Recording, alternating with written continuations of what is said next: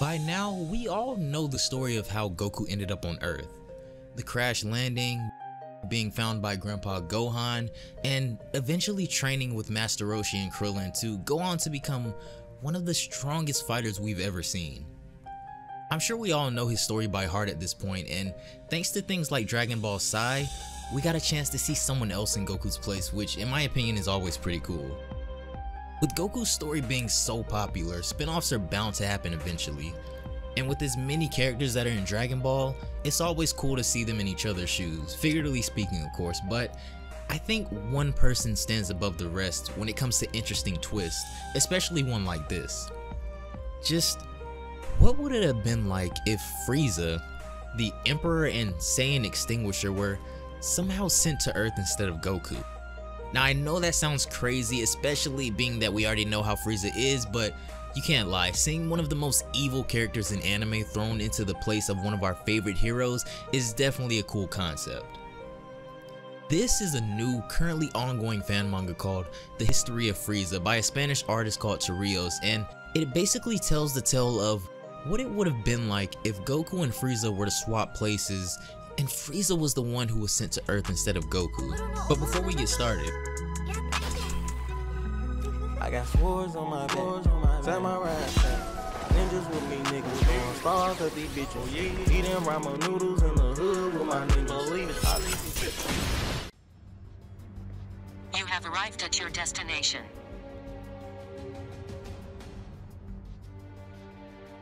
so the first thing we see is on the news that 6 Saiyan pods have reportedly touched down in West City. Over at the Kame house, Master Roshi is witnessing all of this unfold on TV, and he says that it looks like an alien invasion is afoot. Luckily for him, he lives in such isolation that he doubts anything will happen to him out here. But then, something catches his attention outside of the window. When he looks outside, he's in a complete state of panic as he sees 5 figures hovering over top of his island. Raditz, Nappa, Vegeta, Goldo, and Jace have all arrived at Master Roshi's island, and it seems that they've come to wipe him out before the rest of the planet since he has the strongest power level here, which, as we all know, is a pretty common practice in Dragon Ball. Raditz is the first to step up, but Master Roshi lets him know now that he's a very experienced fighter, so be very careful with his next move. This is when Raditz says that they actually aren't here for Master Roshi, but for the 5,000 power level that they scouted to be here.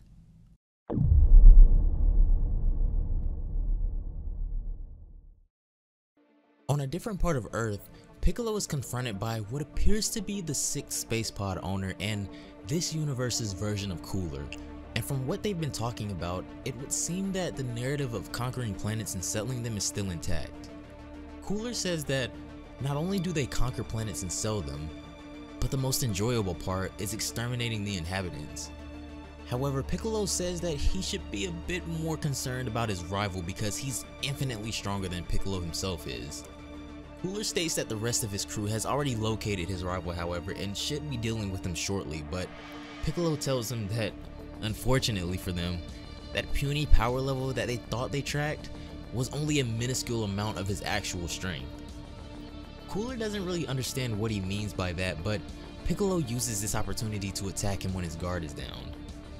While the explosion is going on, Piccolo decides that now is the best time to make a break for it, but behind him, Cooler appears and sends him flying into the ground. Piccolo isn't done yet, however, and as we all know, he's always been full of surprises, so when he rebounds from hitting the ground, he fires off a powerful mouth beam. This is an attack that was much more prominent in the earlier years of Dragon Ball, and a lot of times it was considered to be one of the more sneakier techniques, but Piccolo's attack is on such a scale that even Cooler takes note of how powerful this blast is, even more so than the average Saiyan warrior. However, a single kick from him to the face is still enough to take out Piccolo. Visibly dazed by that last attack, Piccolo struggles to regain his bearings, and once he finally collapses, Cooler says that lower class creatures such as himself should have no business with the Cooler Commando. Back on Master Roshi's island, it would seem that Roshi was never worried about this invasion in the first place, as he tells the 5 visitors that they have to be pretty dumb to come all the way out here just to die. But this is when he realizes, however, that while there were 6 space pods that were displayed on TV, only 5 people showed up to the island, so he just assumes that the other one is off fighting Piccolo somewhere. While Roshi casually thinks about this, the other 4 that just witnessed how easily Frieza took out Raditz with one hit begin to panic as Vegeta tells them that they have to leave right this second. They all scatter, leaving Raditz behind as he pleads for them to come back. This is the first time we see Frieza in his entirety as he appears in his suppressed form, standing over Raditz, whose torso he nearly shattered with a single kick. Seeing the more than obvious power difference, Raditz says that they no longer desire this planet and he begs and pleads for his life to be spared. But just because Frieza has swapped places with the Goku we know doesn't mean that his personality has changed too much, as he says that he loves when the weak beg for mercy. Roshi tells Frieza that if he's going to kill him to just please do it quickly because there's no need to make him suffer, but according to Frieza, these guys work for the people that killed his father. Then the punishment begins as Frieza begins to slap around Raditz, and then he raises his hand in a familiar motion as Raditz begins to quiver, and then his body starts to morph and deform as his eyes begin to bulge from his skull and nose starts to bleed as Frieza's attack tortures him to no end. And when he's finally satisfied, he kills Raditz in the same manner he did Krillin in another universe, with one explosion. This next scene is extremely cool to me as we see Roshi commenting that all of these years Frieza has apparently been lying to him about knowing about his past, but Frieza tells him that now isn't really the time to explain as he has unfinished business with the rest of them. And then this may actually be the first time we've ever seen Frieza show emotion of this nature, as he tells Grandpa Roshi that if he doesn't come back, he loves him.